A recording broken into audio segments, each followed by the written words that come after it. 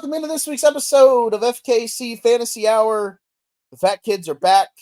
We're here to talk fantasy football. We have a chock full show of fun and excitement. Wait. It is semifinals week. I am your host. It's Mikey B, or as my tagline underneath here, if you're watching on YouTube, what's Jordan Love got to do with it? We're joined by underneath me on the video is three semis to go, aka Craig. Ryan has muted himself. I can't actually unmute him because there it is. Oh, there he is. The 38 special. 0.38 special. Feel free to introduce that to the crowd. Damn. It was an epic sweat last night that I had facing Teddy. Jumped out big Saturday night with Detroit just fucking putting the wood to him. I started peacocking a little. I did in the group chat put Teddy has left the chat. So I did kind of like finally get a jab in. And, he texted me separately, said cook. And then he started off Sunday with Dolphins D getting them, it was like 38 or 34. I don't know what the fuck it was. Then he was right back in it. And we faced, we had the Devontae Smith, A.J. Brown all tied up. Or I think I was up a point. It was 122 to 123, something like that. And it just went back and forth all fucking night. It was epic. Everybody had 5 for fucking 50, and I think AJ had 5 for 58, and I got the dub by 0.38, baby. Amazing. You get to win by 0.38, but Craig gets the last laugh as Drew Lock put on for his city and proceeded to lead a 2-minute drive, capped off by a Jackson Smith and Jigba touchdown to keep the Seattle Seahawks playoff hopes alive. And that's what hurt the most as an Eagles fan too. I was so torn last night. I mean, I wanted my fucking team to win. I thought they had it, and then God was like, "You can't have them all, dude. You can't." So and that was their playoff chances are super live now. Yeah, that's huge, huge win. I was not really that enthused about Seattle winning. I mean, yeah, I'm a Seahawks fan. I love my team and all, but to be totally honest, they're not good enough to win on the road in the playoffs. There's not one city that they can go to on the road and win. They won't make it there, and that is Tampa Bay. No, if they're the 7, they're playing Philly or Dallas. You're not place that they could go on the road and win. It's called Tampa Bay, but there's no shot that you get there. No, there's no shot. So, what is the point? You're only going to get a higher draft pick. You're going to be picking now in the 20s as opposed to the teens.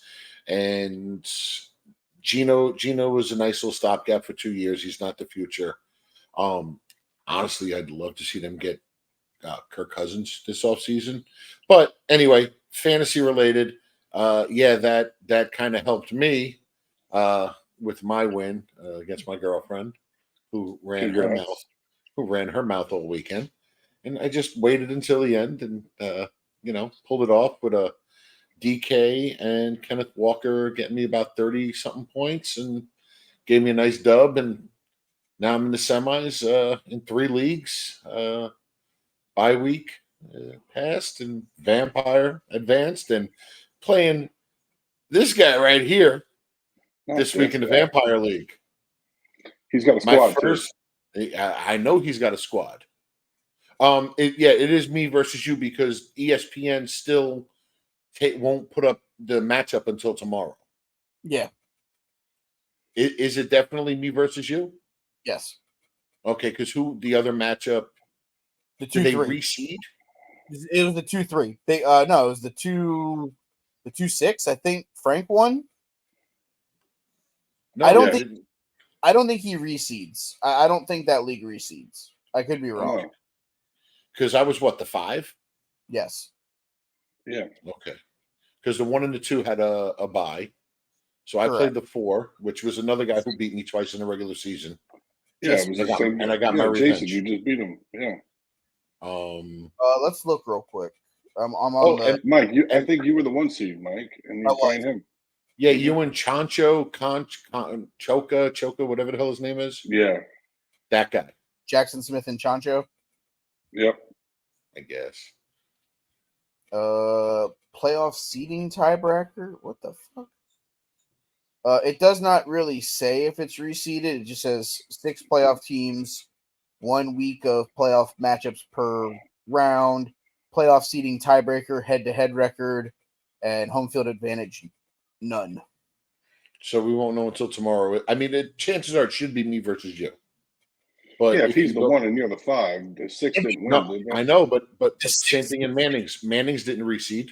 The 6 beat the 3. So in technically, if it reseeds, I should play Frank, and he should play Chacho. The 6 beat the 3. So 6 I'm beat the still. 3. So it's still. I'm technically 3-4. I'm 3 Yeah, you're for the still- remaining teams. Technically, What do you the think way about it? technically, Yeah. as you look on the Popeyes bracket, it has already moved you across to playing me and Frank playing Chacho. Okay. Not the Popeyes bracket. Popeyes bracket. And currently, you are an 11.1 favorite. Your lineup currently, as it sits, Jake Browning, Puka Nakua, Stephon Diggs, Christian McCaffrey, Justin Jefferson, Kyron Williams, and Alvin Kamara. My roster as of right now, without moving too many pieces around, Dakota Prescott, CeeDee Lamb, Josh Jacobs, Kenneth Walker III, Javonte Williams, Mike Evans, and Gus Edwards. Yeah, I think I have a guy. I think I have a guy named Tyreek Hill on my bench. I don't know. I might put him in my starting lineup. I'm not sure yet. I hope he decides to not change his tampon this week and sit out another game with an ankle injury that he could have played through. No, which is fine because listen to this. In Billy's league, I'm playing Rems. Oh yeah, I know. Hold on. In Manning's league, I'm playing Connor. Mhm. Both teams are starting Cooper Cup and Puka Nakua. Let's go Saints defense.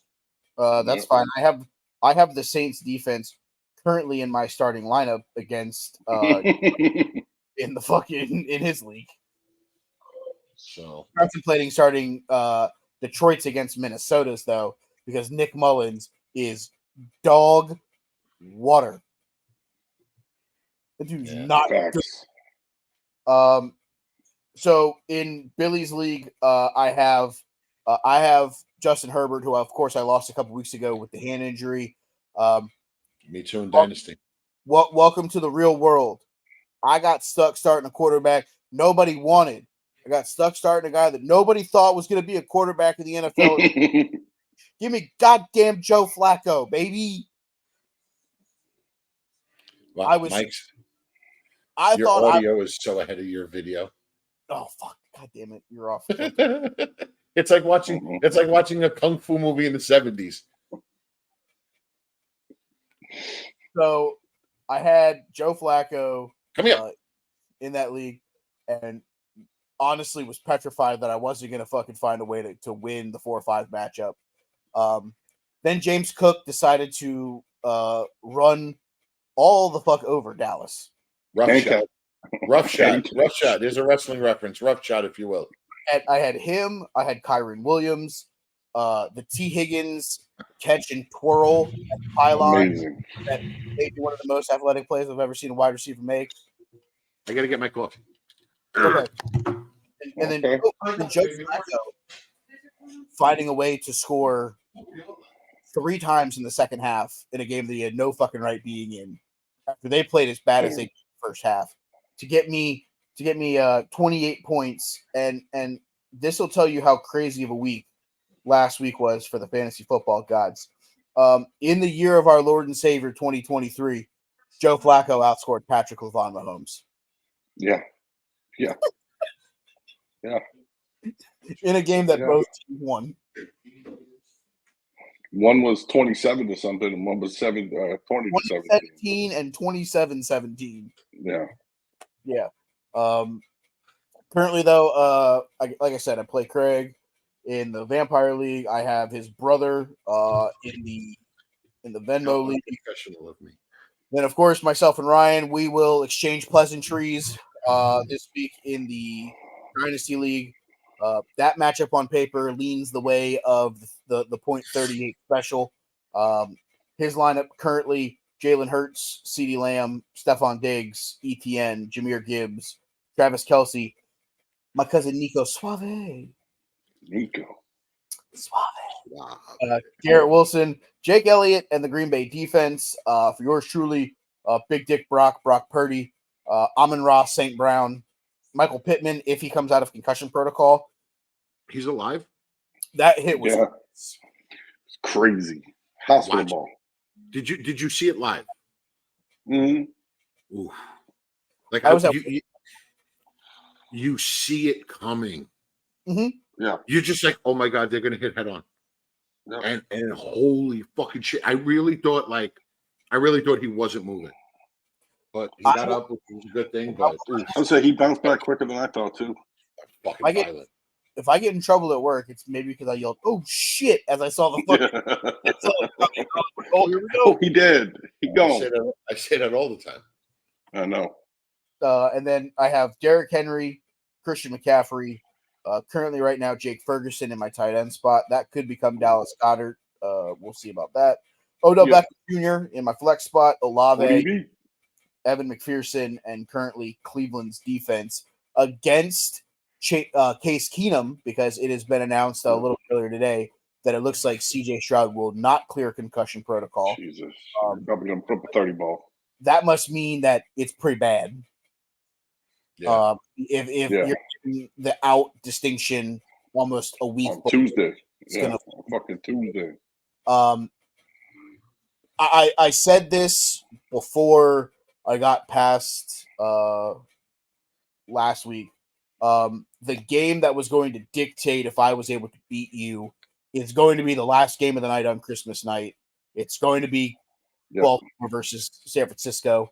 If that game becomes an offensive shootout, I'm going to need Christian to probably do exactly what he did this week and hang a 40 ball to give me an opportunity. That's just being. I need Brock. I need OBJ. I need McCaffrey. But I need the guys that are playing the early games to put up points to keep me within distance for that Monday night game. We talked about this before we went on air. And anyone that's playing that league that's listening to this episode, I am going to call all you guys out on that, because the two guys sitting at the top of this screen are the only ones that really have been making trades for the last 2 goddamn seasons. So it's like I'm holding up a lot of weight. It is. It is. Holy shit. Great capital, baby. We're going through the history of trades in the league. I probably made the first big one in the Antonio Brown for Michael Thomas and draft picks. CTE, baby. Did you get CTE with that trade or no? No, he gave the CD. You threw in the CTE. That's why you got the extra round pick. Gotcha. That's a good trade. I knew the CTE was coming. I was like, let me get Brandon and Manning while they were still good and give them a little CTE. Steal a draft pick with it. But it's one of those things where myself and Ryan have found a way through the trade market to get ourselves to this spot. I agree. And I'll tell you this much. If you would have pulled me after week 8 when I lost Joe Burrow in the 2-quarterback league, lost him in the dynasty league, I lost him in the one of the other leagues that I had him in. Not Vampire. No. I had him in the league with the guys from Bonefish that I was in. I lost him in 3 leagues. I probably would have told you, if I make the playoffs in Billy's league with Justin Herbert, I'm gonna try to put all my energy into that. And Brock Purdy found a way to keep me fantasy relevant. It helps, and the guys I play baseball with, we make this joke. The 49ers have basically assembled the fucking Avengers. So he's found a way to make it work. So it is what it is. Obviously I wish that I was playing the 2 of you in the championship games of the league, so we could have a little bit more fun with this discussion. But I'm not going to pull a Teddy. I'm not going to sit here and be like, I'm coming for your ass. But Right. just know that it's going to be a fight. This is kind of like a full circle moment for us because we go all the way back from last year, when we were playing for third place and we wound up chopping and we were discussing it Sunday. Like, I think we all lost out on money, but it was the right thing to do then. And beginning this year, we even both said, I think we have the best teams. And here we are fighting to see who has the best team. I mean, and it's pretty fitting that, I wish it was championship too. But just having that moment last year and knowing my team was going to be good, and like, I got a 2-3 year window, you got a 2-3 year window. That's what these dynasty leagues do for you. If you can guess right, make some trades and hold on to some people, you get rewarded, man. But it's short lived. You're really playing GM role fucking every year. I pay $500 a year to try to get the number one pick. Recently, you've been to playoffs, right? I've made it, but nothing. Yeah, nothing. So I haven't won this either. Mike's won it twice. You don't know. You don't know how hard I was rooting at one point in the game last night for DeAndre Swift to fumble. Yeah, because if DeAndre Swift fumbles, me and you don't play. Or no, Blake doesn't reseed, does he? No, I actually no. I think Blake does reseed. If Blake doesn't reseed, then it wouldn't have mattered because the 6 seed almost upset the 3 seed. Yeah, I saw that by like 0.9 or whatever he got by.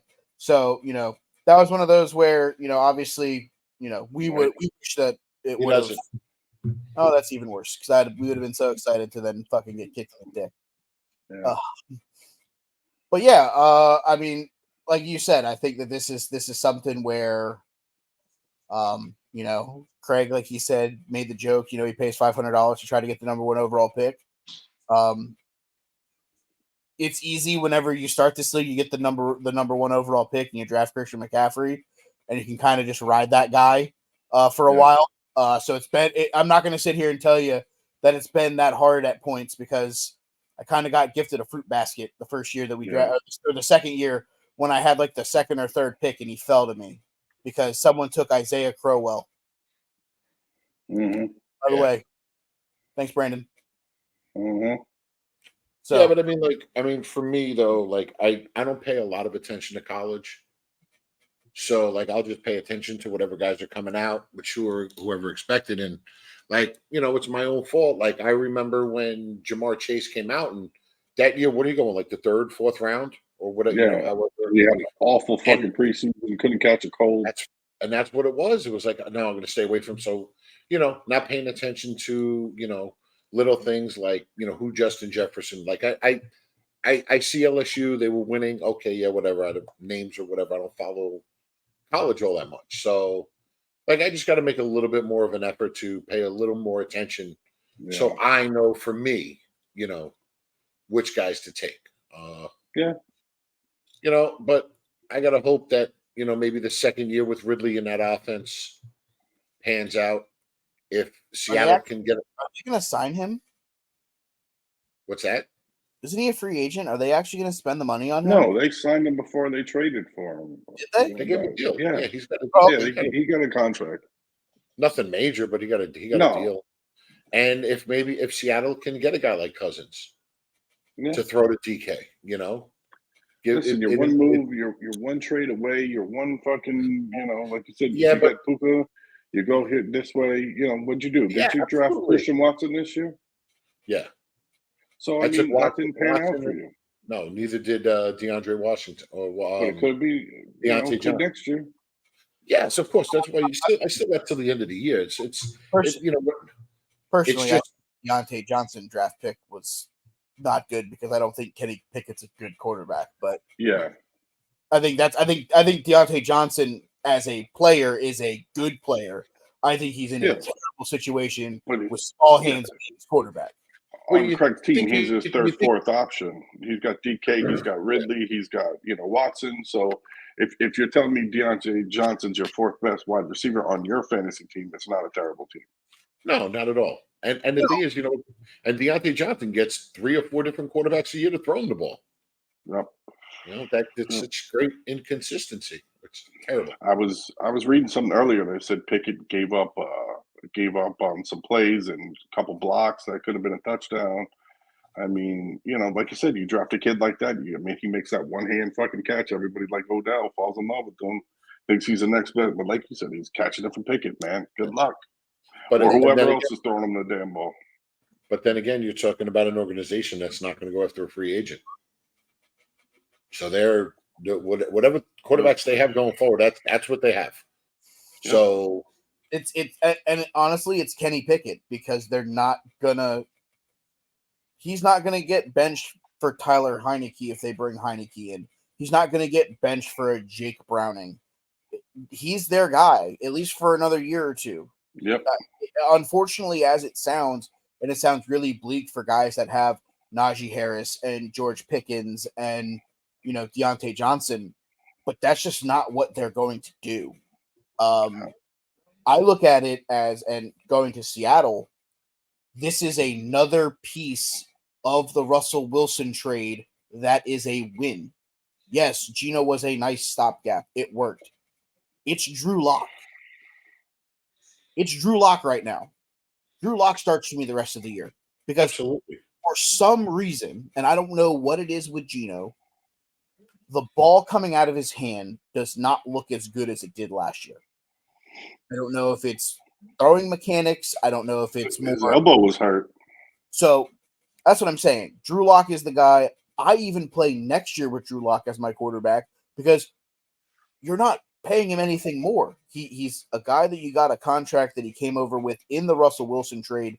You put the assets into re-signing guys, locking guys up into contracts, going and getting guys to help improve that offensive line more, whether it's through the draft or through free agents.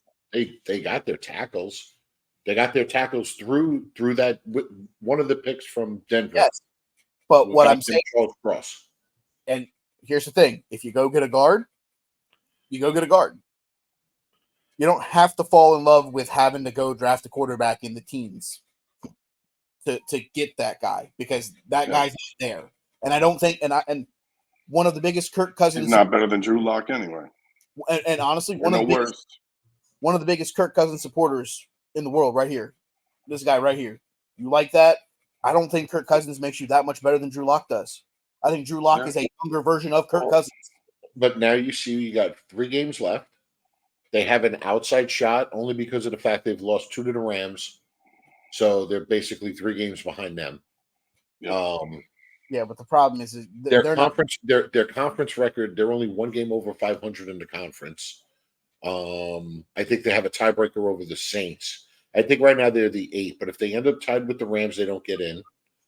And I think if they end up tied with Minnesota, they don't get in. I don't think Minnesota has a shot of getting into the playoffs. Let's not with Mullins. So I think the reality of the situation not with Dobbs either. We tried to tell you that. I think the Rams end up as the 6, and I think you guys end up as the 7, personally. And I think the Rams are like the Bills. They could be 2 dangerous teams going into the playoffs. Yep. Yeah, that Rams offense is insane. That's a team. Yeah. Here you go, and I'm going to be this guy. Send him to Dallas. Send him to Philadelphia in the first fucking round. A little worried, And here, let's have this game. Let them be the 6th seed. Let Matthew John Stafford go back into Ford Field and play as a visitor against the fucking Detroit Lions. Oh, hell yeah. Hollywood. Jared Goff against his old squad. Matt Stafford versus his. Let's have a fucking shootout, baby. And we all know that should be the Monday night playoff game. 1,000%. But instead, it'll probably be like Dallas and Green Bay because of the history back in the 90s. No, it'll be Dallas. Green Bay ain't making it. It'll be Dallas versus Tampa in the 4-5 game. Or Minnesota. Because Tom Brady versus Dak Prescott. Oh, never mind. Tom Brady doesn't play there anymore. Baker Mayfield. Sorry, that's on me. I forgot. It's awful. Fucking awful. So we've talked about some things. Let's pivot. We mentioned the fact that CJ Stroud announced earlier tonight probably not going to play. Case Keenum is the guy there. He played last week. Did not look great. It looks like Nico Collins is going to play this week. God, I'd feel a lot better if CJ Stroud Me was too.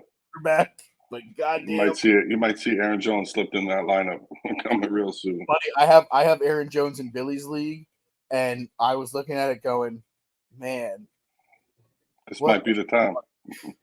And then I finally talked myself into going with David Montgomery as my Not a second bad pick. flex option there against Minnesota, hoping that in a game where if Detroit can get out to a big lead, it may be the Gibbs and Montgomery show in the back half of that game, which I would be all for. I know you have Gibbs, so I have to avoid touchdowns and shit like that. But at least I would give myself a fighting chance in Billy's league to counteract this. Tyreek Hill with the ankle. Sat out against the Jets. That offense didn't really miss a beat, but it was also the goddamn Jets. They didn't need him. No. Take the week off. Take the week off. We don't need you. Yep. That's all it is. And that. Oh wait, no, they were down here in Miami. I was thinking they were up in Jersey with the shit field. Nope. No.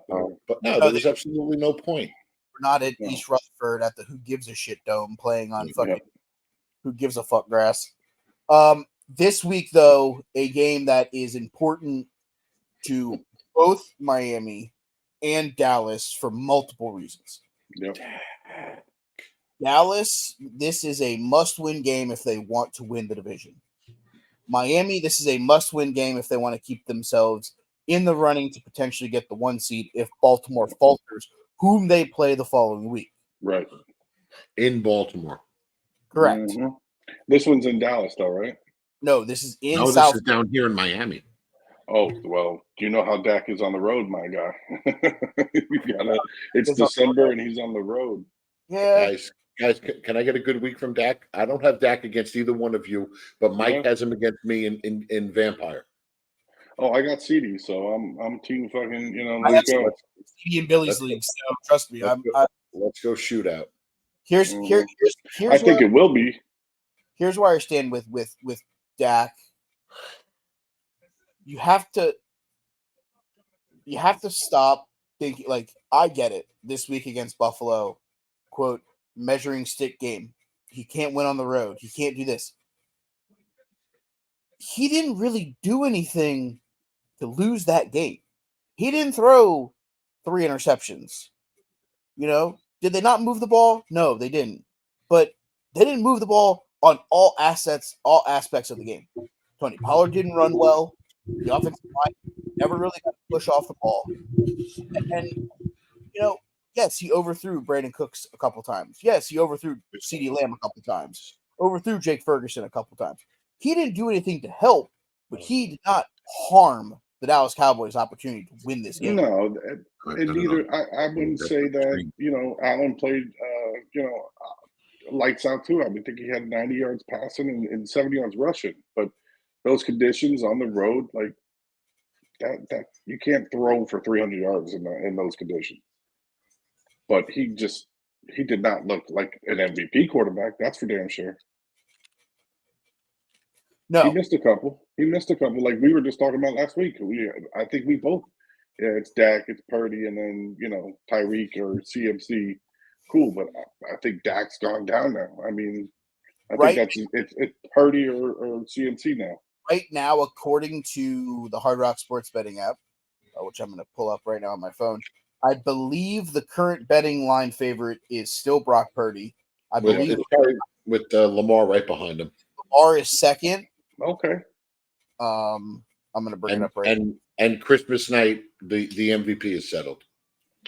Everything's settled. That might be a Super Bowl preview. That might be, it might be it all. Okay. Right now, according to the Hard Rock app, Brock Purdy is minus 200. Lamar Jackson is plus 450. Mm-hmm. Dak Prescott plus 650.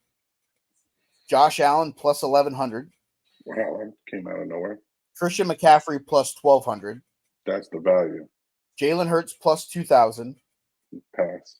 Patrick LaVon Mahomes II plus 2250. No shot.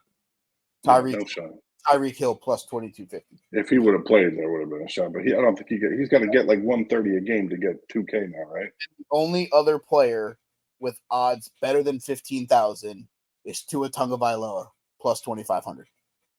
Yeah. But here's the I thing: think Tua has to beat Dallas. He has to go to Baltimore, Win and out. he has to beat Buffalo to fucking have a shot. and if Tyreek don't blow up those games, No, and he has to do it throwing the ball to Waddle and not allowing Mostert and A-Chain to have all the touchdowns.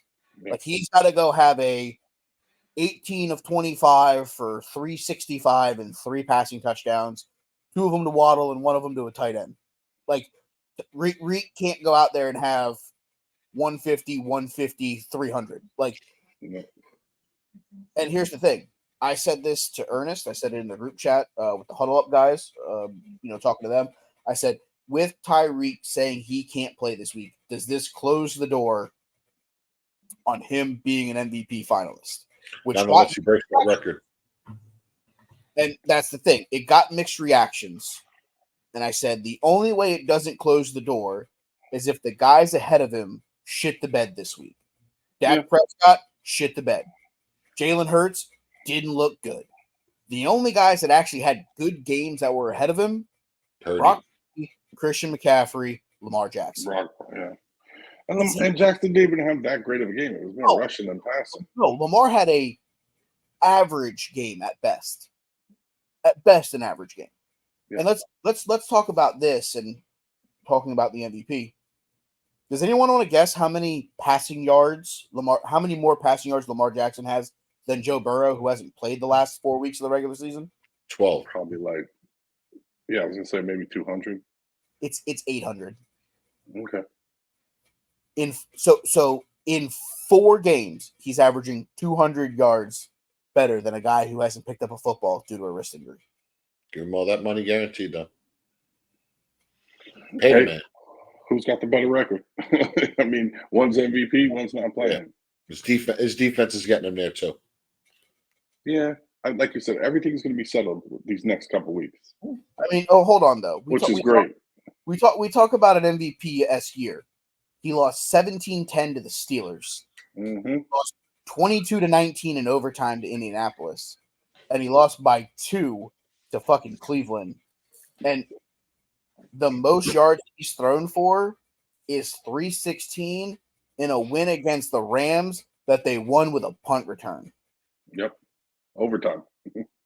Lamar Jackson's offensive passing stat lines: 169 yards, 237 against Cincinnati the first time they played, 202 against Indianapolis, 186 the first time against Cleveland, 236 in the loss to Pittsburgh, 223 to fucking against Tennessee, Detroit 357. I'm sorry, I missed that game.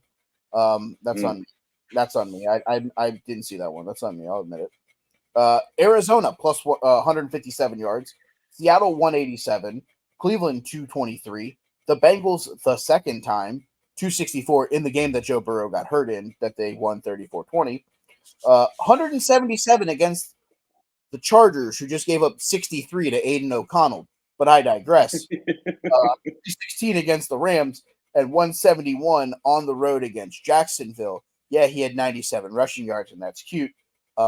But if the Jaguars don't have 3/5 of their starting defense out, I think that game goes a little different. But what the hell do I know? Yeah. You're going to have a true measuring stick for how good Lamar Jackson's odds are of winning the MVP award this year when he goes to Santa Clara. Yeah. When he plays a good defense. Yeah, Miami too. Yeah, these next 2 weeks, if Lamar Jackson's going to win the MVP, he better go 2-0. And he better do it with both the arm and the legs. The thing is we all know, sitting here watching Lamar Demetrius Jackson, I've sat here and I've said it as a Bengal fan. He is a athlete playing the position of quarterback.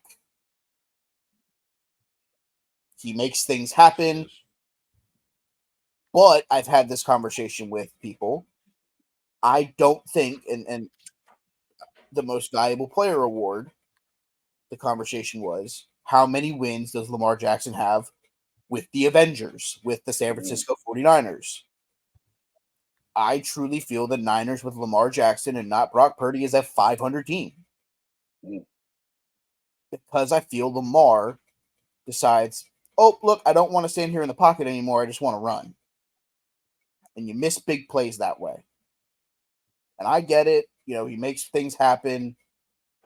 But he also can run out of big plays very simply if he would just stay in the pocket and throw the ball. But Give you it a also thumbs don't down. have a Thumbs mobile quarterback down. with Christian McCaffrey. Thumbs down. You don't What was that, Craig? a mobile quarterback. You don't need a mobile quarterback with Christian McCaffrey. Some running backs benefit from a guy like that. Like when Seattle had Wilson, Sierra's husband. Marshawn Lynch benefited from a running quarterback because he doesn't catch as much out of the backfield. Whereas McCaffrey, you're throwing 12, 13 times a game. So a guy like Lamar who will just, all right, I'm running, design run here, whatever, read the defense, whatever. You can't take away 6 carries a game from McCaffrey. Hurt you in the long run. I don't think Lamar Jackson would fit Kyle Shanahan's style of offense. Yeah. Because Kyle Shanahan is to become the guy who get the ball to my athletes' hands and make plays. Like I said, the perfect counterpoint, Trey Lance. Didn't work. Yeah, it didn't work out that well. Yeah, see you later. Not going to work. Pass. I saw him filling footballs in the jugs machine for the Cowboys in the pregame. In the Salvation Army fucking basket? In the he was in there ringing the bell. Here, guys, dollars. Yeah. So that the CJ Stroud injury, the obviously the injury with Tyreek, notwithstanding, looking at, I guess, the takeaway that I have from a lot of this season is, if there is a season that injuries themselves have ravished fantasy football more than this year, I would like to have a conversation with someone. It's been insane with quarterbacks. Yeah. I mean, we've lost, just reeling them off the head. We didn't have Kyler Murray to start the year due to an injury. Stafford. Anthony Richardson, Stafford, Burrow. Aaron Rodgers. Daniel Jones. What's the kid from Cleveland? I think we're better with Watson. I think we're better with Tony Mozzarella than we are fucking. Yeah, but you can't bench 40 million now. Can't or shouldn't. There's a difference. Can't. Shouldn't is, yes, you are right. You shouldn't, but you cannot. You cannot have 25% of your fucking salary cap holding a clipboard for a guy who Marinara. His fucking agent looks like the leprechaun from Notre Dame now. Oh, Jesus. Whatever. Look, I get it. It's funny. And listen, I'm Italian, whatever. That's how they make fun of Italians in the world, which is fine. Don't care. But just imagine if he was black, is he walking around with the Kool-Aid man? I'm just asking a question. Is he holding, is his agent holding Popeyes every time they show him on TV? Just asking. Craig, Popeye's a sponsor, man. Don't shout him out like that. Damn it. Hey. You know what's funny at work last night? Oh, boy. Watching hosts. Watch. Oh, yeah. Views and opinions of what comes out of the next. Wait, does anybody I work with watch this? I don't know. Really? If Jim listens to this, I just want to let it be clear. The views and opinions, what's said next, do not reflect the host or. No, this is nothing wrong. There's nothing. It was just funny watching host eat Popeye's fried chicken at the podium last night. Oh, that's Jesus! All. Yeah, I'm dealing on 20. I'm just watching. One of the kids is just eating a fucking chicken leg at the podium. Like, is that when you say had it set up and just watch him fucking just grease his hands? I'm just like, Jesus. oh my god. Shut up on 20, please. Yeah, we're definitely getting a new location. Yeah, sure we are. Right. So Who's so that? Anyways, Popeyes. Talk- Yeah, love that chicken from Popeyes. Great sponsor. yeah, You know, and see, look, I had you guys panicking. I had you panicking like I was gonna fucking pipe bomb the shit out of you guys. buddy, you know where you're. You went. We're talking about Popeyes, and then you're like, "Oh, funny story." I'm like, Listen, "No, it's not." listen, No, you it's guys, not. you guys should know me. You guys should know me well enough that when I tell you, "Oh, wait a second, it's not bad," it's when it Okay. comes out like this is when it's bad. Because that's the no filter. The True. hey, I got to tell you something. This is going to be filtered. I thought about this. It's gonna be okay. Yeah. So If obviously I- we had the Tyreek Hill, CJ Stroud. Big blow to Baltimore. Keaton Mitchell, he's out the rest of the year, tore an ACL. There you go. I sent a text as soon as I saw him cut it buckle. I sent a text. It's done. There goes his ACL. And someone sent me back like, "Oh no, he probably just twisted his knee." And I'm like, "Nope, his ACL is gone." Yep. That thing is just flapping like this. Buffalo Bills, Micah Hyde, limited practice today. Keep an eye on him. Leonard Floyd, the DN, he is questionable. Khair Elam, ankle, was a full participant. They activated him off of injured reserve. Keep an eye on that. Dalton Kincaid is listed as questionable with a shoulder injury. That could be a Dawson Knox start if Kincaid does not go. So keep an eye on that for your fantasy playoff rosters. Who gives a shit about the Carolina Panthers? No one. Nobody. Same with the Chicago Bears. Who gives a shit? Pass. Jamar Chase out shoulder. It is separate. Out. They're listing it as questionable. I don't see how you play through a separated shoulder. Yeah. At least not for a week or two. So I would not be surprised if he misses this week or potentially next week against Kansas City. And I said this again, listening to Huddle Up Proper earlier tonight. This is a must-win game for the Cincinnati Bengals if they want to have a shot at making the playoffs, because they finished with Kansas City and then they have Cleveland. The only thing that we could be hoping for is that Cleveland has clinched the 5 seed by then, and maybe they decide to rest their guys in Week 18. But knowing that it's the AFC North game, I don't think they let off the gas. I think they'll try to kick our ass either way. So let's not have to win both games to have a shot.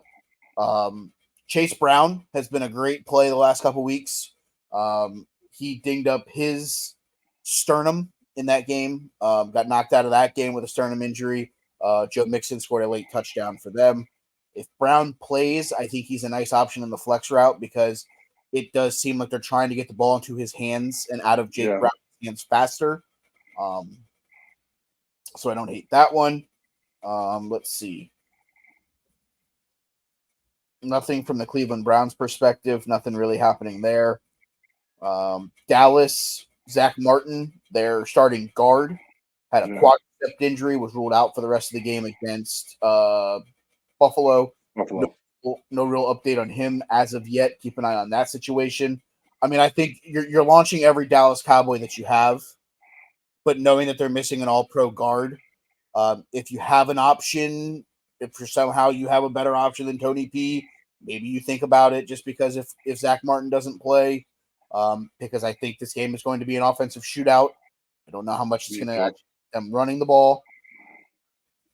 Nothing again with Detroit. Nothing new there with the injury report. Christian Watson, questionable. I don't know if he plays. AJ Dillon, questionable. This whole fucking team is weird because Jair may not play. Darnell Savage may not play. It's all weird. CJ Stroud, like we mentioned with Houston, Nico Collins talked about. Both of them are questionable. They're saying that Stroud is not going to play, according to Adam Schefter. I expect Nico to play. Me too. It's just, do you launch him with Case Keenum? No. I lean towards no, but if you don't have a better option, I think he will be Case Keenum's favorite target because I think he will be more than Noah Brown or whoever the fuck else they have playing wide receiver now that Tank Dell's also out. Schultz will probably get some more looks too. True. Jonathan Taylor technically is questionable. Same with Zach Moss, who injured his shoulder in the game against Atlanta. Michael Pittman in the game against Pittsburgh. He's questionable for the game against Atlanta this week. Head coach Sean Steichen confirmed Sunday in his press conference the day after that Michael Pittman is in concussion protocol, but is, quote, doing good and will be monitored throughout the week leading up to their game against the Falcons. If they can somehow get him cleared, I think you have to launch him because this is a must-win game for the Indianapolis Colts. And he's a fucking target monster. 1,000%. The injuries a forefront for the Jacksonville Jaguars. Trevor Lawrence is in concussion protocol. Watch that. See if he gets cleared. He also was having an ankle, the ankle problem from the high ankle sprain. So that's something else you got to look out for. Zay Jones had to exit with a hamstring injury. Hamstrings suck. Those are normally multiple week things, which means the only healthy receiver on their roster this week will probably be Calvin Ridley. So look for them to run the ball 78,000 times this week. Sorry, Craig. This is what they do. I don't know. It's weird. ETN. Let's go. Yeah. Kansas City, I guarantee you that Patrick Mahomes wishes he could shoot Kadarius Toney and put him on injured reserve, but he's somehow going to still be in a uniform for this week's game. Isaiah Pacheco, questionable. Andy Reid says leaning towards him being a go this week, which will hurt the carries for both Clyde Edwards-Helaire and the points for Jerick McKinnon. So keep an eye on that. Josh Jacobs technically is questionable, looking like he is probably going to play this week. I don't know why. And if you're Vegas, I don't know what we're doing here. I don't know why we're trying to make Josh Jacobs play when we're a 4-win team as it is, but I'm so not gonna get in Antonio Pierce's way because he could probably murder me. Yeah. The Chargers, that's a dumpster fire. Thank God Brandon Staley's fired. Should have done it at halftime. They should have done it midway through the first quarter. They should have just somebody walk down, take his fucking headphones off, and be like, tap him on the shoulder. Yeah. Hey, owner needs to see you. Hey, it's time to push. You should go to the floor down, and when you get pushed, you go see them in the manager's office. Yep. Because fucking dog water. Keenan Allen did not practice. Even if he did practice, I don't know that I want to start him with Easton Stick at quarterback because that offense looks like trash. Yeah. I kind of almost don't want to start Austin Eckler this week because that's how bad that offense looks. But you kind of have to. I have to because I know he's going to get like potentially 12 points because he only got 9 last week in a 63-point loss. So bad.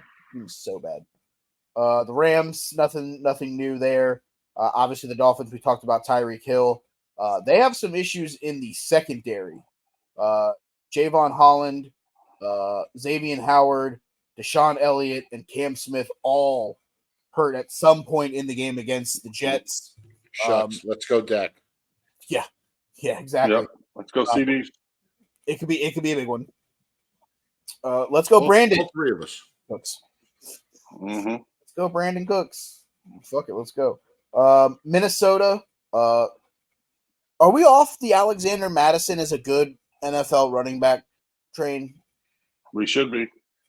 Because I think Ty Chandler took that job. Period. Yep. All right. I'm just asking because I remember in the talks, and I was probably one of them when the season started, that I thought Alexander Madison was the top 10 NFL running backs this year. And goddamn was I wrong. Me too. We get them wrong, too. Jeez. We get them wrong, too. Be wrong. New England, if you're starting Ramondre Stevenson, sorry. If you're starting Juju for some reason, I apologize. The rest of that team is fire. New Orleans Saints, Olave was a limited practice today for the Thursday night game. He could play, he could not. We'll see. Same with Keandre Miller. God, that team's a dumpster fire too with all their injuries. Nobody cares about the Giants. The Jets have been officially eliminated from next year's playoffs. From the playoffs. Next year's playoffs. On today's episode of the Pat McAfee Show, Aaron Rodgers said on Tuesday it is unlikely he'll be activated from injured reserve this week, which would end his 2023 season. Shocker there. I'm so surprised. Yeah. Playoffs are done. So is he. I don't know why we are actually having a fucking conversation about him coming back, because brother smoked some good ayahuasca, but whatever. Is Darius Slay going to play another game for you guys this regular season? I don't think for that team. I mean, you guys could really use him. I don't know. He was getting fucking burnt before his surgery. So our corners are terrible. That defensive line's getting no pressure. We had 1 sack last night. That was it. I mean, last year we had 70 sacks. Completely different defense. Did you guys change your defensive coordinators? Yeah, Patricia. He Well, was on the sideline. But Yeah, he had the pencil. He had the pencil in the ear and everything. He had a pencil for his laminated. Yeah, exactly. Waffle House menu. Yeah, there's another one needs a Waffle House for sure. Do not play again with chicken fingers. Can I get my waffles smothered and covered? Right. Pittsburgh Steelers are another team looking at their injury report. Good Lord. Minka Fitzpatrick did not participate in Tuesday's practice. Is already being ruled out for Saturday against Cincinnati. Their other safety, Trenton Thompson, neck injury, did not participate in Tuesday's practice. Pat Freiermuth is questionable with a knee injury. Najee Harris is questionable with a knee injury. Small Hands Pickett with an ankle. We're looking at Mason Crosby because we benched fucking Mitchell Trubisky. That team, Jesus Christ. The San Francisco 49ers. They got some guys hurt, but does it really matter because it's not one of the Avengers? Start them. It's just none of the guys that are hurt are any members of the Avengers. I don't think it matters. For the Seattle Seahawks, Devin Witherspoon and Jamal Adams, both questionable. Obviously, they did a light walkthrough today. Tampa Bay, none of the guys that you would actually consider sitting are on the injury report. Will Levis for the Titans, ankle. They're concerned about the injury, and they're comparing it to the one that Ryan Tannehill suffered last season. Keep an eye on if you're someone who's starting Will Levis in a meaningful football game this week. If you're in a 2-quarterback league or something like that, keep an eye on that situation, because if he does not play, you have to go out on the waiver wire and pick up somebody like a Ryan Tannehill if they go back to him. Because I don't think they're going back to Malik Hooker at this point, right? Nah, just let Tannehill finish the season. And he earned it.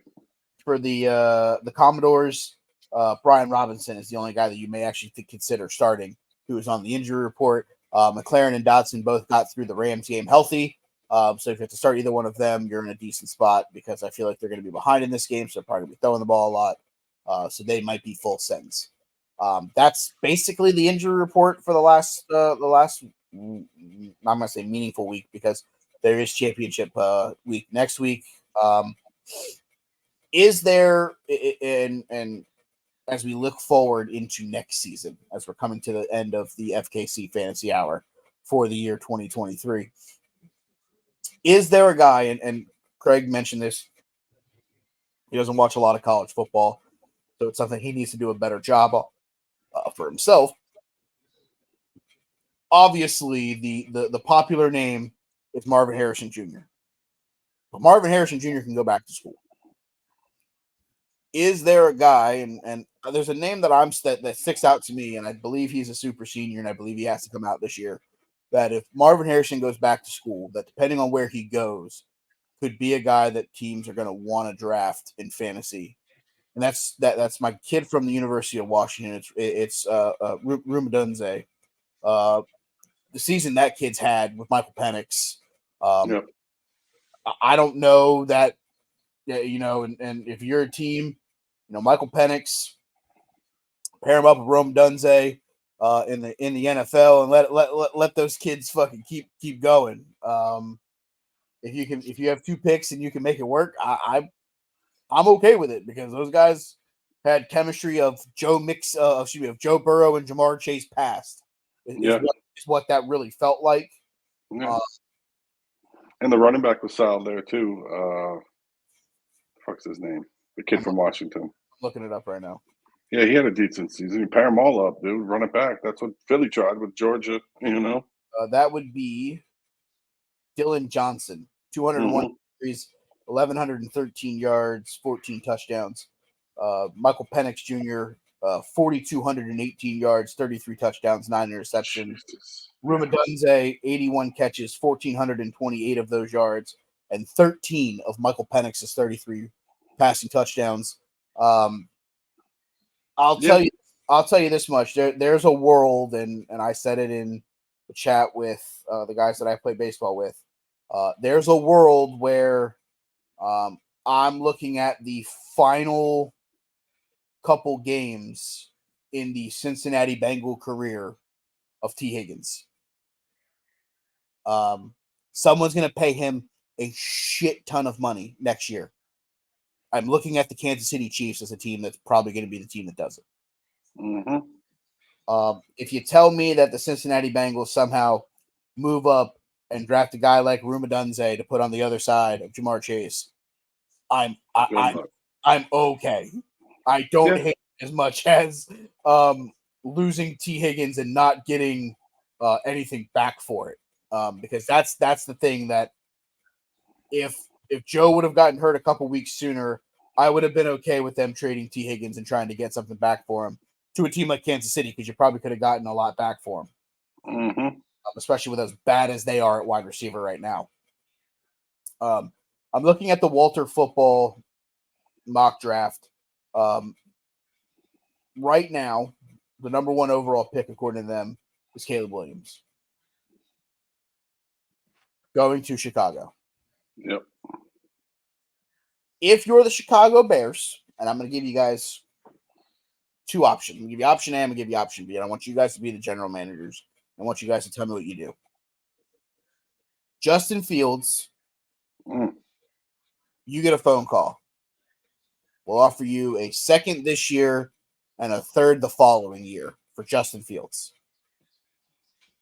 And Caleb Williams is declared for the draft, and you know you got Caleb Williams. And you go, well, you know what? Give me a few minutes. I'm going to think about it. I'm going to call you back. Click. Right before you make that phone call, you get a phone call. I'll offer you my next 3 first-round draft picks for number 1 overall.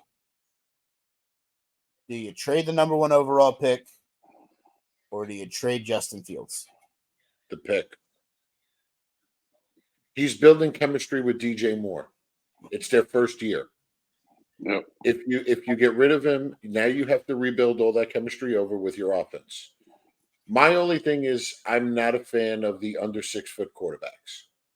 I'm not a fan of these guys who run a lot because ultimately they have to stop. So they were talking about him today. Like, I know that's been a topic that people have been talking about, about the Bears. I say you keep him and you trade that number 1 pick and you get the world and you bring in all the right pieces you need. They have no consistent run game. That's going to hurt him a little bit. Get a consistent run game. Do you maybe use one of those draft picks and get Derrick Henry? Bring in a guy like Derrick Henry for that team? I don't know that Derrick Henry cost you a first-round draft pick. No. I'm not saying he will, but what I'm saying is you're going to stockpile anyway. Oh, okay. All right. You have other picks you can trade. Yeah, no. I thought about maybe find the right piece on the other side. You have your tight end in Kmet. You have your number 1 receiver. Mooney isn't working. You need a complement for DJ Moore. So they have that chemistry already. You have to start that all over with a new quarterback, new style of offense. But their defense is playing better as of late. I say trade the pick, get as many picks as you can, and you still have the 6 or the 7 pick? Right now it's 5. You're still going to get a beast at 5. Yeah. And one of these teams moving up is obviously not, they're not 500 or better. They're probably, a team that needs a quarterback but can't get him at 7, 8, 9, 10. So they jump up. That team is either going to be really bad or really good. And if you got 3 years of really bad fucking, look at Carolina, perfect example. So they're fucked. They're fucked. Yeah. So Fuck. That's looking, why I'd rather be on the other side of that deal. but looking at the teams that pick behind Chicago right now. Yeah. Number 2 right now, the New England Patriots. They're projected to take Drake May, the quarterback. Drake May, so it don't matter. They'll be fine with that. Right now, Arizona is at 3. They're projected to take Marvin Harrison Jr. Yep. So they're good. Number 4 is the first team that I think that you could get an interesting conversation out of. It's the Washington Commanders. Yep. Eric Bieniemy probably going to take over as the head coach there. Wants a quarterback that's going to run his offense. What better way to do it than trade up 3 spots and go get you a guy? And here's the thing. I get it. They got Sam Howell. Sam Howell is not the answer. But No, Caleb sir. Williams in an offense with Terry McLaurin, Jahan Dotson, Brian Robinson Jr., you don't want to punt the future of draft picks. But if the future of the draft picks leads you to Caleb Williams, which a lot of draft experts, I'm not someone that's sitting here and saying that he is the second coming of Patrick Mahomes. Let me be very honest with you. I've heard it too. I think he's a good quarterback. I don't think he's that level. They're just talking about the arm angles and the way he throws and shit. I don't think he's that guy. I don't either. Then it's obviously their own pick, where they have right now a DN from UCLA. I couldn't say his name if my life depended on it. The next pick that gets interesting is the 6, which is the Raiders. They're projected right now to take Jaden Daniels, the Heisman winning trophy winner out of LSU. That's an interesting name. Yeah. But here's the thing. If you're Chicago, do you ask for the world? I'll trade you 1, but I want 6. I want a pick next year, and I want Max Crosby. Why not? Yeah, but a guy like Max Crosby, they're not going to give up. I understand what you're saying. Yeah, I understand where you're coming from, but I don't see them blowing up, the best part of their defense. Yeah, I was going to say maybe you go give him Devontae fucking Adams. But if it saves you a draft pick, sure, because you may not sign Max Crosby, because Max Crosby may be sick and tired of losing by the time he becomes a free agent. He'll take his talents elsewhere. The 7 is the Jets. Obviously, they're not in the market for a quarterback, at least for the next year, because of Ron Charlie. I don't think they have draft picks for it anyway. The Giants at 8, $40 million to Daniel Jones. We'll just go ahead and move on to them. Tennessee has Will Levis right now. They have the 9 currently. They're not going anywhere. Same with the Chargers at 10. They have Justin Herbert. They're not in the quarterback fucking landscape. The next team that has a quarterback conversation is the team that is projected to take a quarterback at number 11. That is the Atlanta Falcons, who right now are projected. I was just going to say what if the Falcons go the other way and say we'll take Justin Fields too?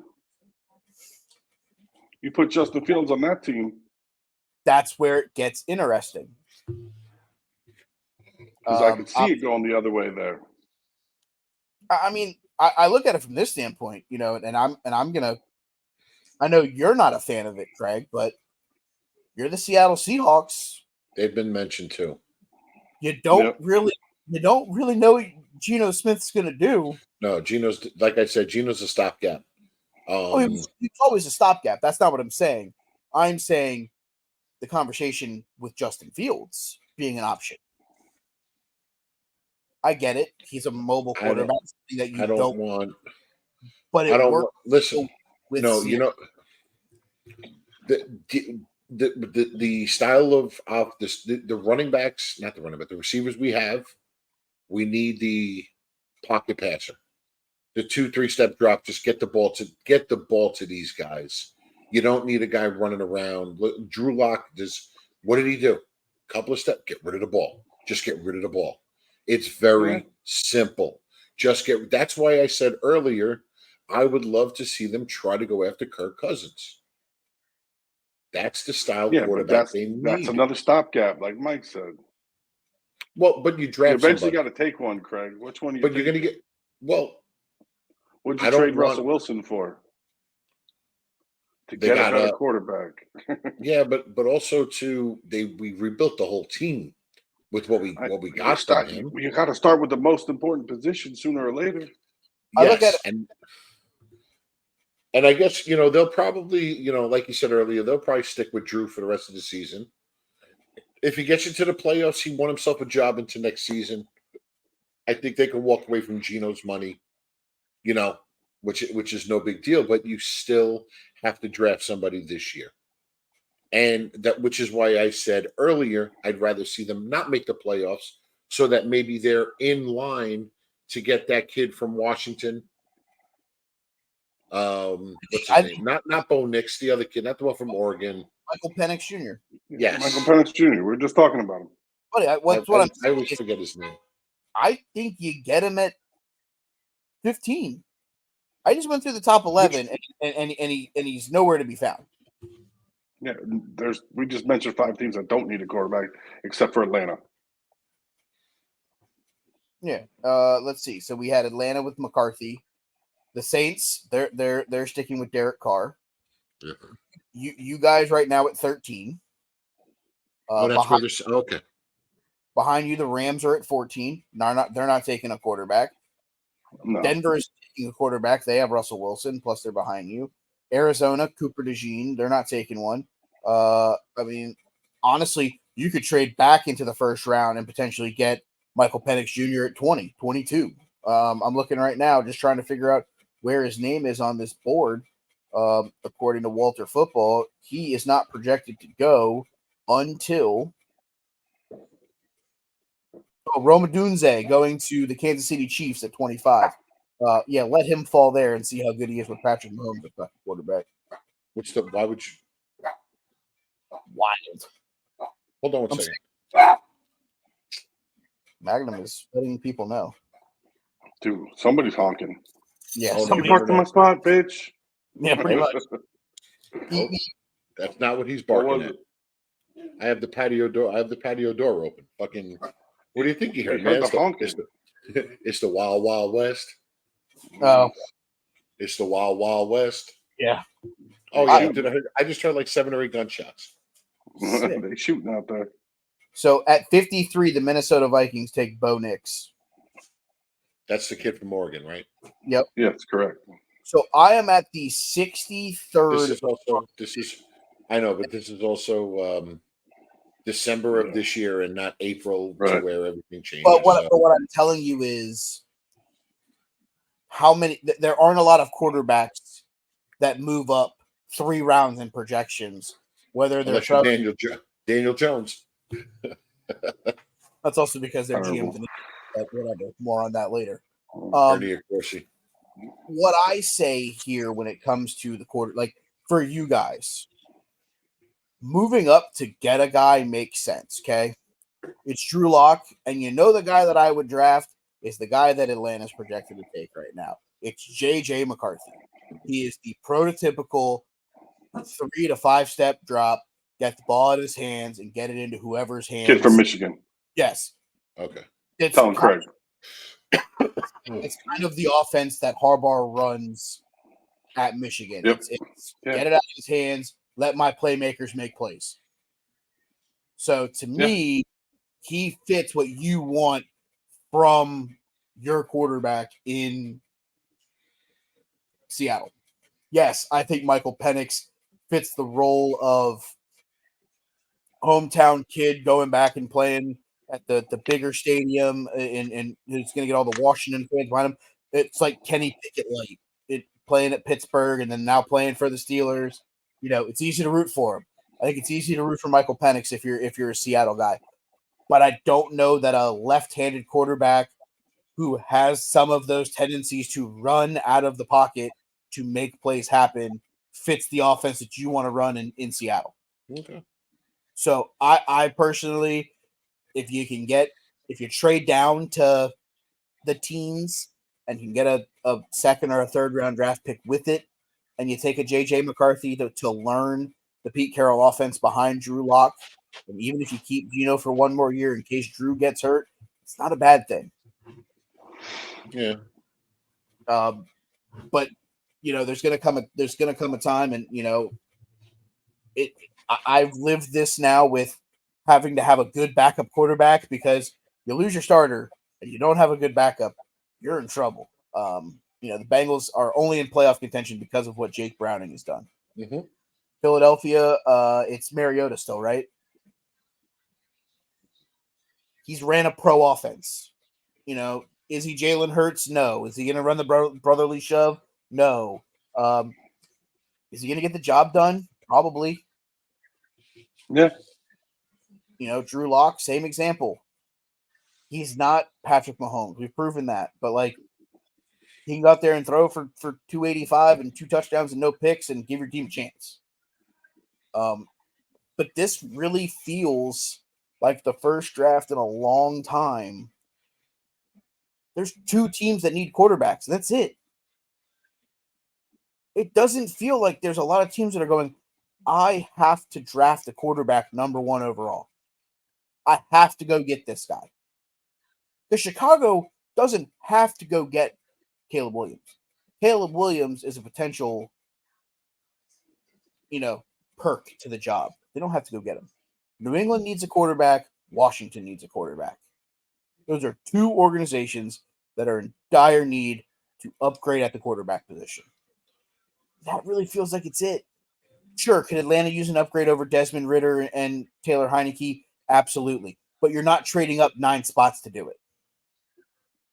You're not mortgaging the farm knowing you got Drake May, knowing you got J.J. McCarthy, knowing you can wait to the second round to draft Bo Nix. Same with fucking Michael Penix Jr.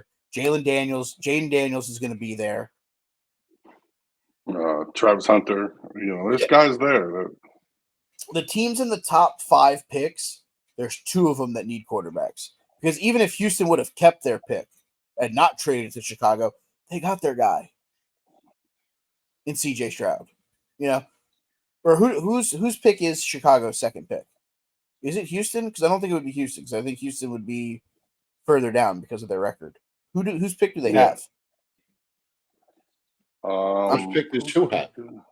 Chicago. Carolina. They have Carolina. Carolina, which is the number 1. And their own. Okay, so their own is the 5 or the 6. Yeah, that's what I'm saying. Carolina, it doesn't need a quarterback. They got their guy. Do I think he's... I don't think he's a great quarterback, but he's their guy. Whatever. The Giants, they're paying too much money. Dak's not going anywhere. Philly's got Jalen Hurts. That's the East. The North, Jared Goff. Minnesota could probably use one because you're moving on from Kirk Cousins. But are they moving up 8 or 10 spots when, like I said, McCarthy, Penix, Daniels, Hunter, Nix are all there. Green Bay is what's Love got to do with it? Chicago, Justin Fields, maybe Caleb Williams. Who knows? The West, you want an upgrade over Geno Smith. I get it.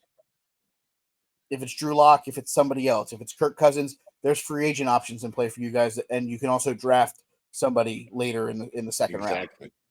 San Francisco, Brock Purdy. Arizona, paid all that money to Kyler Williams. You're not going anywhere. The Rams, Matt Stafford. That's the NFC.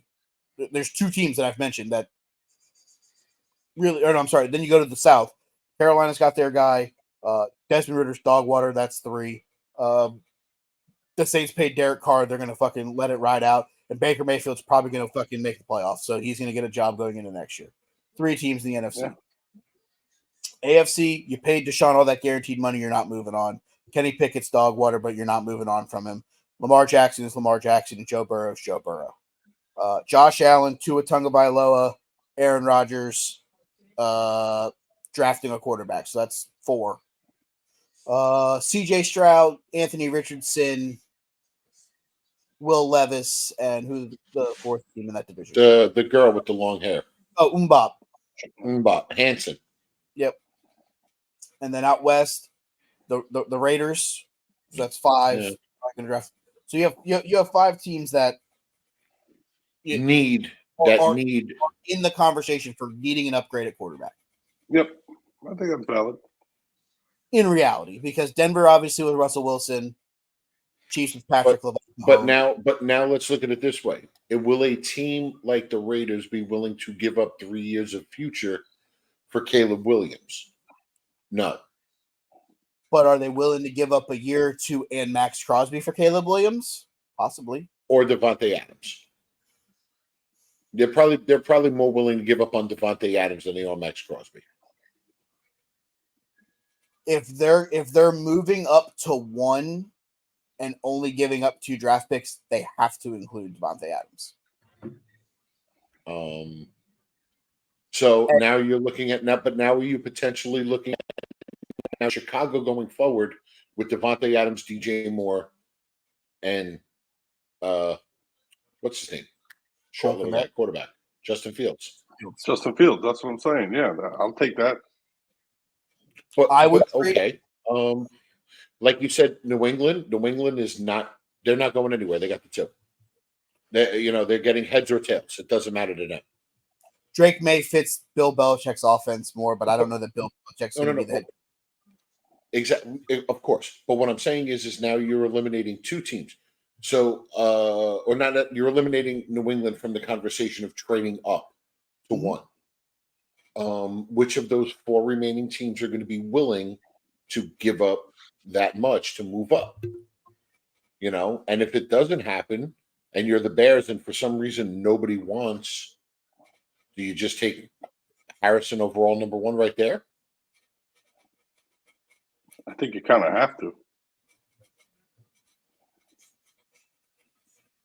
I know you don't want to use the number 1 pick on a wide receiver who is, I might go back, If I am the Chicago Bears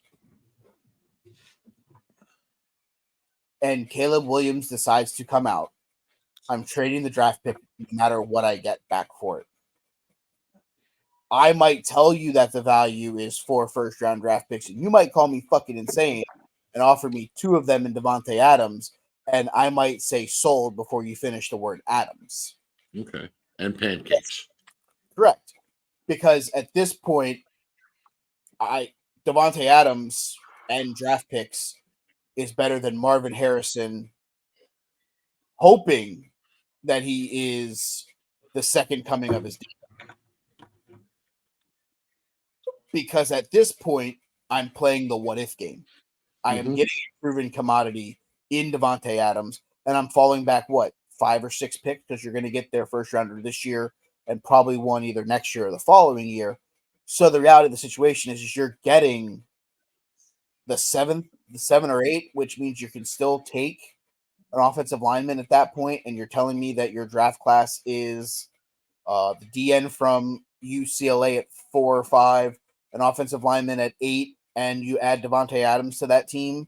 I think you come out of that draft looking like you know what the fuck you're doing. All right. Well, Devontae Adams, just so we know, ooh, there's a little one. Devontae Adams is going to be 31 on Christmas Eve.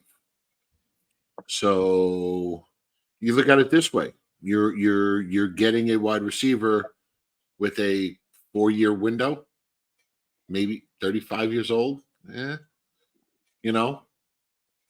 Or do you take the 21-year-old who with unlimited potential and see that's where it makes it tough. If Devontae Adams is 27 years old, yeah. But a 31-year-old, which now let's not, he hasn't had any major injuries, but you're still getting an aging player. But do you reach for the wide receiver at 1 when there's more value in the draft picks that you're getting later on? Yeah, but it all depends if you get those draft picks. Well, I'm saying that's what. If you get 8, a pick, the number 1 pick next year, and Devontae Adams for Caleb Williams, I think your best shot if you're the Chicago Bears is to take that trade. Because Detroit has proven the best team in that division. If you add Devontae Adams to the Bears and you go do a little work on the defense in free agency, they're competing in that division. Yeah. But then what now here's the thing. You make that trade, okay, you just improved your offense. What are there's any stud corners coming out or DNs like that you would think that they would take the kid from UCLA that they're taking at 5. Okay.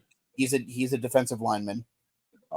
He's probably the first defensive player taken off the board.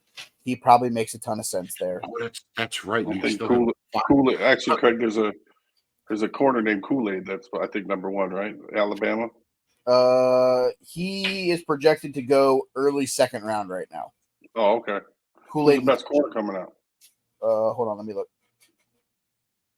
Yeah, because if you do that right there, you get Adams at the 1, you have your 5, and then you have their 8. And if you get 2 studs on defense, I mean, you just that's not greatly bad. improve. Yeah. You just added 4 fucking starters on your, day one. The number 1 corner available. So again, right now, projected at the 5, which is their own pick, is Laiatu Leitao, the DN out of UCLA. And they still have Montez Sweat. Let's not forget about that. They traded for him. Yeah, pair them both up. So that's pretty good.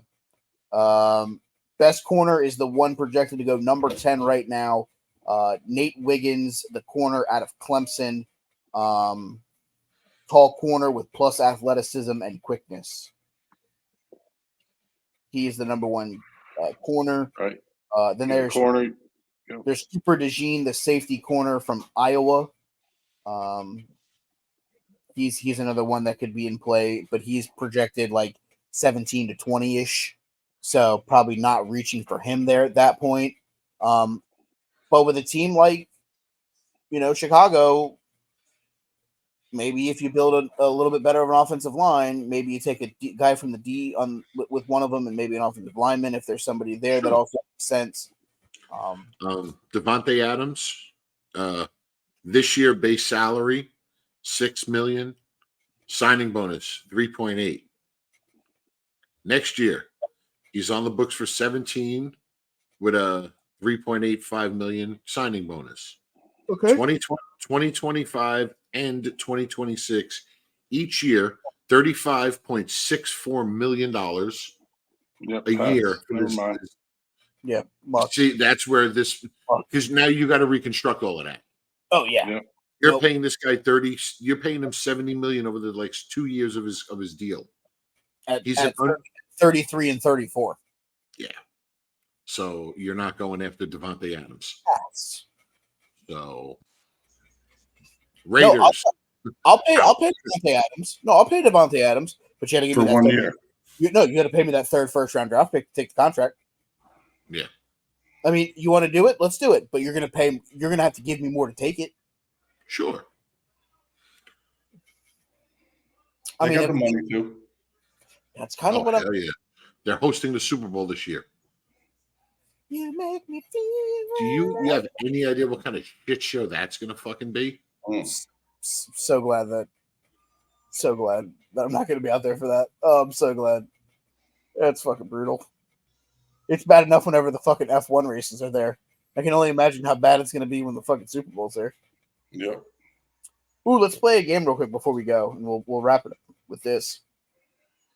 I'm going to go on Booking.com. I'm going to look up Vegas hotels the weekend of the Super Bowl.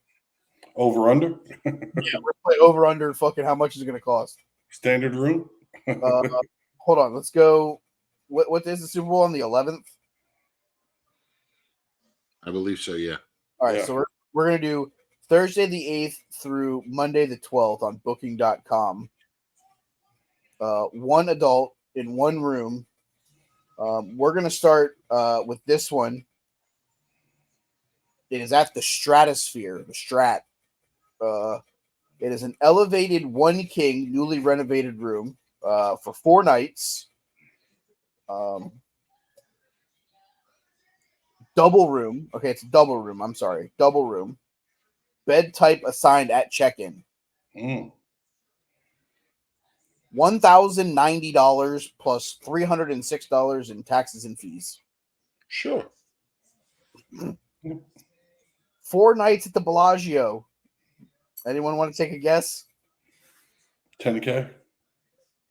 Hold on. 52 $5,200 for the weekend? for 4 nights. Yeah, that's cheap.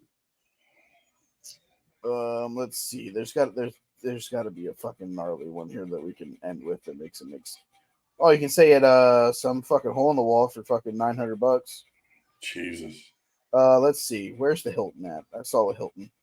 Hilton Club Elra, wherever the fuck that is. I don't know. I'm trying to find like one of the fucking. I think a lot of them. Nothing big. I think a lot of them are already sold out. That's probably I mean, the reality of the situation is they've known the Super Bowl is going to be there for 2 years, so probably fucking stupid. Oh, here we go. Nope, that's never mind. That's way too much. Pass. Yeah. So you're looking at like anywhere. I'm averaging like MGM signature upgrade, 1 bedroom, 2 bath suite with a balcony for 4 nights, $10,000.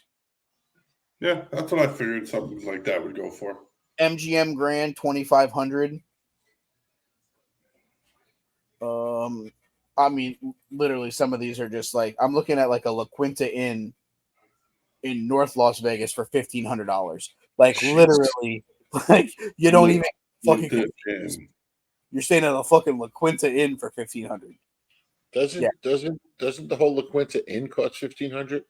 Probably. I know this now. I'll take them all. Give me every room.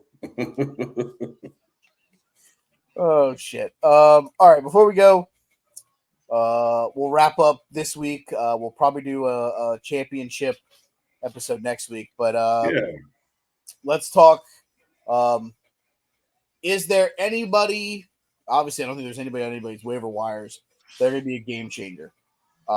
Give me a guy that you feel, if you have him on your roster, that people may be on the fence on, that you say to start. You know, I'm going to sit here. The first name that's going to come to my mind. He had a real shit game in the 63 to whatever fucking loss. It's Austin Eckler. They're going to have to get the ball out of Easton Stick's hand faster. He's going to have more carries. Him and Josh Kelly are going to have to run the ball a lot and be effective for them to have a shot to win football games down the stretch. New coach, new offense. You know, I get it. It's playoff weekend, and there's a lot of people that were on the fence about starting Austin Eckler this week because of how bad it was last week. I think you got to start him. I think you drafted him in the first round or early in the second round. If you've made it this far with him, I think you got to ride him off into the sunset. Because I don't necessarily know that there's anything that you can start above him that's going to potentially get you more than him. So Eckler's my guy this week. Craig?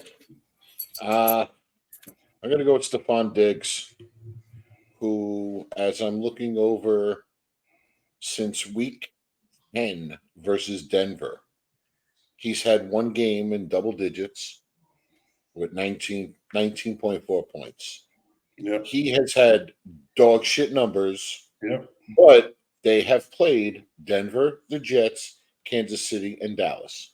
All defenses that you have a shit ton of problems with, you know, for your receivers. This week they have the Clippers. My man is going to eat. He's been, you know, like I said, his numbers have not been there. The targets have been there. You know, he's getting his targets, but you know, defenses are playing him tough, and you know, you're not going to bench him. Same thing with Eckler, you're not benching him, but it's like, oh, he's just had dog shit for numbers recently. That's who I'm going to go with. Ryan? I think I got to go with my guy Nico, man, just because we've been riding him so hard. It